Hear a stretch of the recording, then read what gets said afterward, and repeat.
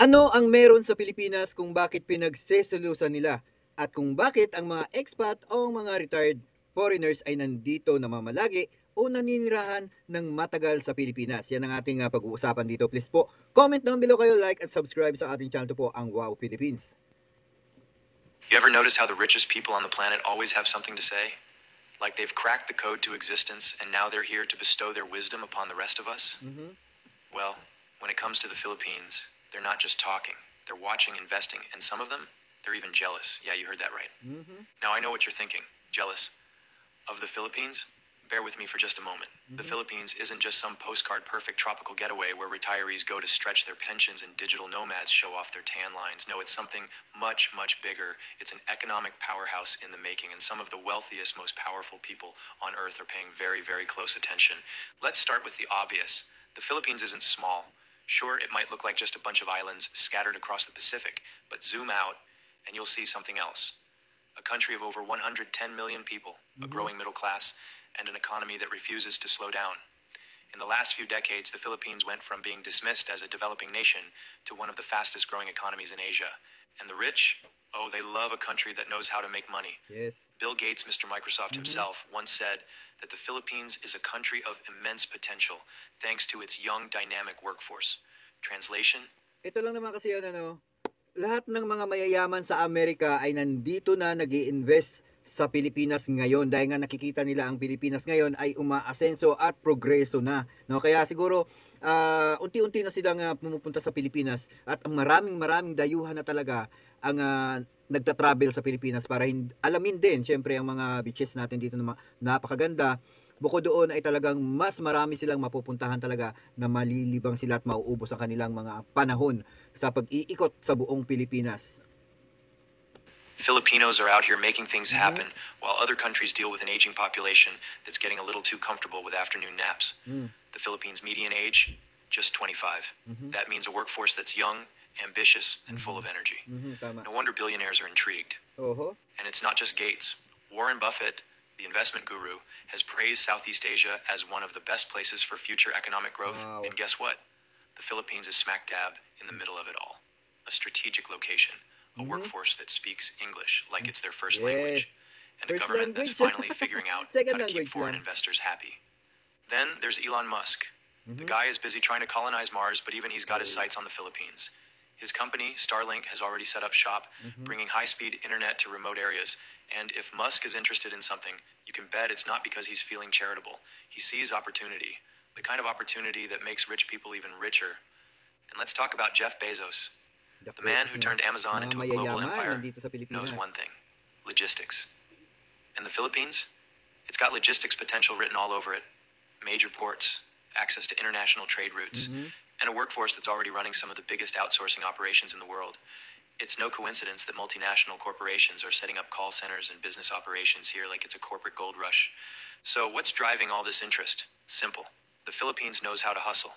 The service sector, booming. Manufacturing, Wow. expanding. Tourism, Wow. still one of the best kept secrets in Asia. That's true. And then there's the business process outsourcing BPO industry, where the Philippines isn't just competing, it's dominating. You ever call customer service and hear a friendly, efficient voice on the other end?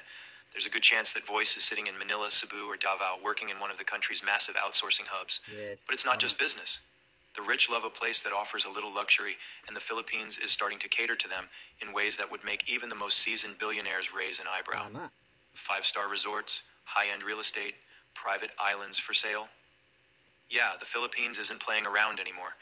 The ultra-wealthy are realizing they can get a beachfront mansion here for what they'd pay for a parking spot in New York City. Tingnan nyo ng mabuti, pag-isipan nyo ng mabuti kung bakit talaga hinahabol ng China na makapasok sa Pilipinas. Kasi nakikitaan nila ng marami talagang magagawa dito sa Pilipinas pag pumasok sila. Pero yun na nga, dahil sa pinagbabawal na natin silang talagang mamili ng mga lupain dito, dahil bawal naman talaga mga foreigners bumili ng lupa sa Pilipinas, di ba? Pero syempre, yung mga nag-i-invest naman ng mga negosyante sa Pilipinas ay pwede naman din tumira sa Pilipinas basta sa mga kondo lang tumira at magkaroon sila ng mga sariling bahay dyan sa mga probinsya At yun ay talagang may mga kontrata yan sa gobyerno natin. Hindi naman basta-basta magtayo sila ng mga establishment dito na walang kontrata yan sa gobyerno ng Pilipinas. Kailangan talaga meron yan. At syempre, nagbabayad ng mga tax ang mga yan. No?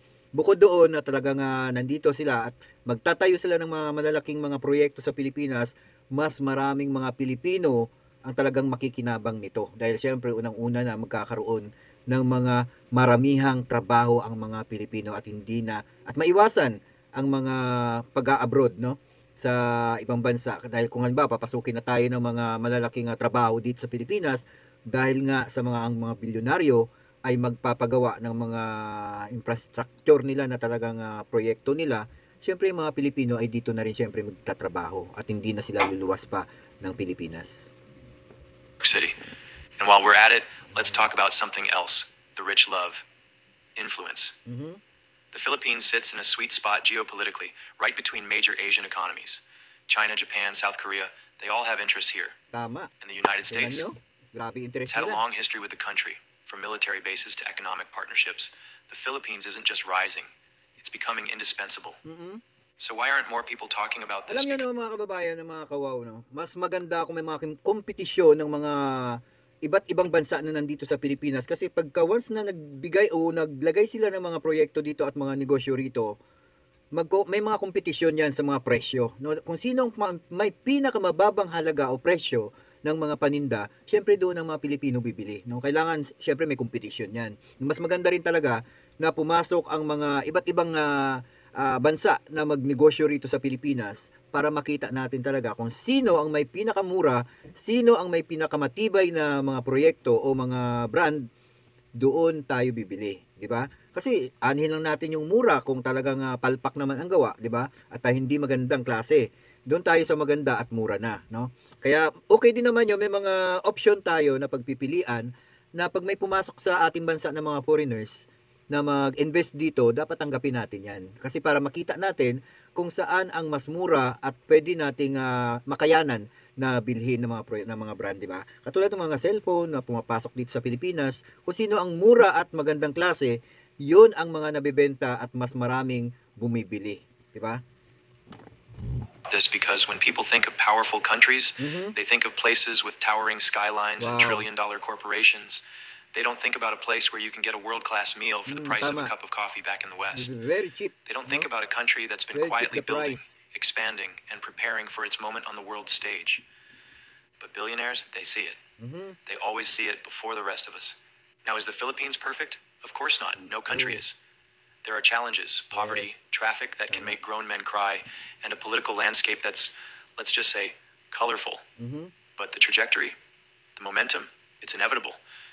And if you think this is just hype, take a look at where the smart money is going. Yeah. Real estate prices are climbing. Tech companies are setting up shop. Even Hollywood celebrities are starting to buy property here. They know talaga? something's happening. They know the Philippines is more than just a beautiful Ito place lang to naman yan, pag pumapasok ang mga foreigner dito sa Pilipinas, iisipin nila Pilipinas, napaka-traffic niyan, maraming mga slum or mga mahihirap na lugar sa Pilipinas. Pero wag mo namang itawag dito, wag mo namang tignan sa mga bagay na yon. Kung gusto mong magnegosyo dito, alam niyo kung bakit? Mas maraming bibili ng mga mahihirap sa isang produkto. Kasi sila yung mas maraming mas maraming mga pangangailangan, yung mga mahihirap na yan no? At magagamit talaga nila yung kanilang pag-iinvest sa Pilipinas kung magnenegosyo sila sa kayang-kaya ng Pilipino ang halaga, no? 'Di ba? Kasi mas maraming nangangailangan yan katulad ng cellphone, no? Halos lahat may cellphone na sa Pilipinas, 'di ba? Kaya kung cellphone ng negosyo mas maganda at mura, yun ang mas mabebenta sa Pilipinas, 'di ba? Huwag na nilang isipin na ang Pilipinas ay grabe ang traffic o maraming mga mahihirap na lugar sa Pilipinas. Natural yun, kahit saan namang bansa meron yan, no? Pero babawi sila dito sa pag-invest nila sa Pilipinas dahil nga mas mabenta yan, no? Dahil ang mga Pilipino, alam nyo naman, pagka medyo may sira, tapon, bili na naman bago. Kaya ganun ang mga kaugalian ng mga Pilipino, no? place to vacation. So, what does this mean for you? Well, if you're living in the Philippines, you're sitting in one of the most promising economies in the world. If you're an investor, you might want to start paying attention before it's too late. Ayan. And if you're watching this from somewhere else, wondering if the Philippines is really worth all the hype, let's just say the billionaires aren't betting against O, it. di ba? Now go ahead, tell me I'm wrong. Drop a comment, share your Oh, thoughts. yan na. And if you still don't believe the Philippines is on the rise, give it 5 years. Oh. You'll see. Oh. Jeff Bezos knows a thing or two about business. He built an empire out of selling books and ended up controlling half the world's online shopping habits. The guy could have retired and bought his own private island years ago, but no, he's still out here watching, investing, expanding, and one of the places he's got his eye on?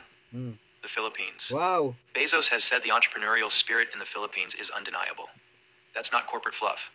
That's a billionaire recognizing that this country isn't just about cheap labor and call centers. It's about raw, untapped potential. Filipino entrepreneurs aren't just keeping up with global trends, they're creating them. Yes. Tech startups, booming, e-commerce, exploding, blockchain, fintech, AI.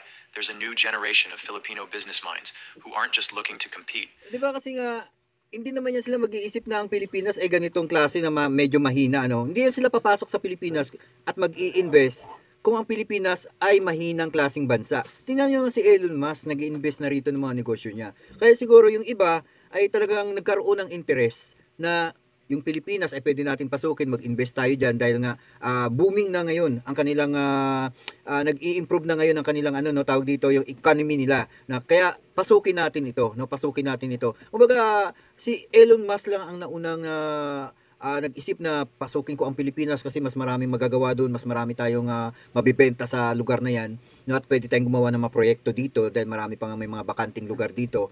Kaya siguro nagkaroon ng interest ang mga bilyonaryo na pumasok na rin sa Pilipinas para magnegosyo. No, 'di ba? Napakagandang ginawa ni Elon Musk na inunahan niya, no?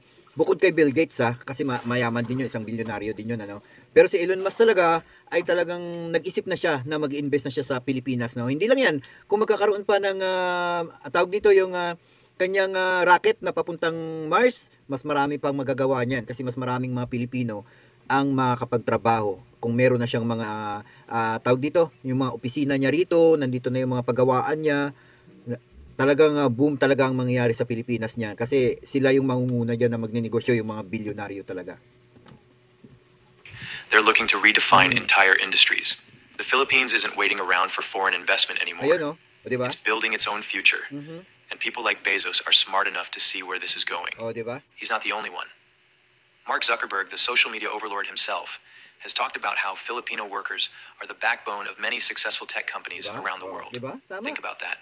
Tama. The so-called third world country that outsiders love to underestimate is actually running the engines of the digital age.